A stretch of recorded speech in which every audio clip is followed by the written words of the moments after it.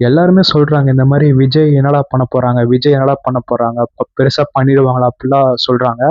டேய் நான் என்ன சொல்றேன்னா, இதுக்கு முன்னாடி இருந்தவங்களும் என்னடா பண்ணிக்கிறாங்க, மனசை தொட்டு சொல்லு, இதுக்கு முன்னாடி இருந்தவங்களாம் என்ன பண்ணிக்கிறாங்க. ஆமா நானும் ஒத்துக்கிறேன்.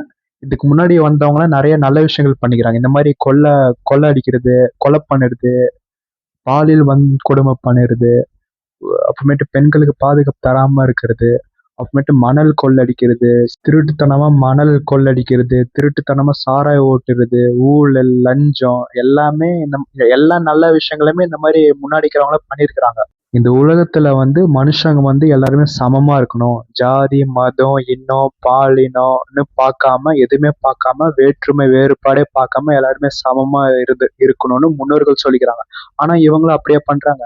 ஜாதியை வச்சு பிரிக்க வேண்டியது, மதத்தை வச்சு பிரிக்க வேண்டியது, ஃபுல்லா அரசியல் பண்ண வேண்டியது, இனத்தை வச்சு பிரிக்க வேண்டியது, என்னென்ன டேய் உங்களை மாதிரி ஜாதி, மதம், இனம், பாலினம்னு சொல்லி பிரிக்க வரலடா, எல்லாத்தையும் சேர்க்க வர. அதனால உங்களை மாதிரி இது மாதிரி ஜாதி, மதம், இனம்லாம் சொல்லி பிரிக்க வரல மக்களை.